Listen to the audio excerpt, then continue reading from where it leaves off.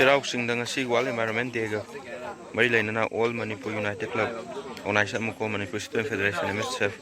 Thangmeiband United Club tough kusamna rakanda ngasi haribu sing asida usa ke ama thakre haribu usa sing asi apung mari phan hinganaba koi khudimaki pandam lai u amagi kana basi koi khudimang khange mausa gi khal mausa gi ainga sada mateng oi habase masina marum or kana u pambi amagi mahaki lauriba hogda koi khudimang khangina mathok tai Manipur gi mafam kya da umang wamang kokthok tuna using asi masagi business ki wakhalon da pusalakanda using kakhatpa using kakthal matung da apply amadi ubaksing onthok tana masagi business onthok pasini masi akoi khudimang khange u thajan magi wakhalon di laitaba u thagi using asi pung marai phanaba pung marai pharaga sahonabagi wakhalon di laite masina maram orkanda u kakthapgi sang wangkhalagli u thajanbagi sang nemsilagli Manipurda numi kharani se nong kana sukre suribu nong asing asi kangthara matung seliba turen sing mapanda plastic ya mana phawri Manipur gi phawna seliba turen khudimakta koina khangi koina ui mayamgi dustbin phata hokdi langthokpham ni haidana khudimangna khangnar wafamni langtharak pasingna turen gi Phibam lusalakpa Phibam turen gi lugadaba chang thengkalakpa laikai lairakta seliba khongman sing langkhoksalakpa phata hokti langsalakpana maram oirkanda khongban gi phibam tikchana laktaba sina isaw toina thole masiguma thawong singa se koi khudimangna gyan taminabam sangi koi khudimangna mausa gi khangang na ba khonabi nabam sangi Manipurda plastic policy laikre Manipurda laikhiba plastic policy ase maming khaki oina laire plastic policy makhada district level task force haidana semkhre district level task force asi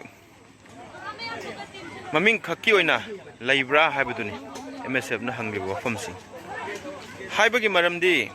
nong kanna suru matung turena cheliba sel si kangthrak matamda turen ni mapanda naptana lehoriba plastic sing asi aikoi khudimangna ure masira Manipur plastic policy 2022 haibasi masi khudimak akoina yengsiminaba sangi koi khudimangna plastic khudimak sizinabagi hainabi thadokminaba sangi aduga Manipur lenga ki makhara semliba Manipur plastic policy isingani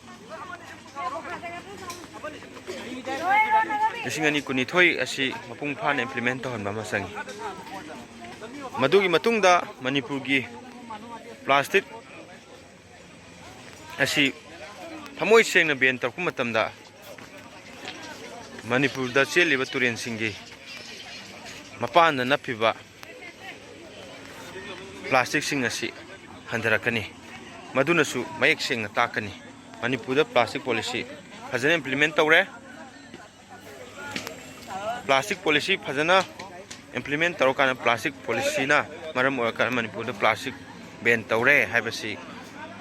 Manipur da phawna cheliba turen asi da kangthrak matam na phawriba si napaktaba matam da Manipur plastic policy asi implement tawre haina kun ugani maduda yawriba district level gi task forcing thok phajana tawre haina kun ugani masi akoi khudimangna khangminaba sangi amoi sengna lamdam masigi mahuksa gi phibam ngang na ba koi khudimak thawdang longminar si haina AMUCO amadi MSF amadi top ki maikaidagi punangpu thagasari amadi appeal tawsari Manipur gi plastic policy delaire turima panda singsaw nanglo matung senthari betureni maisi angro matungda plastic kari guma hekna praba adu plastic policy are ꯐꯥꯅ ꯆꯠꯅꯔꯦ ꯂꯧ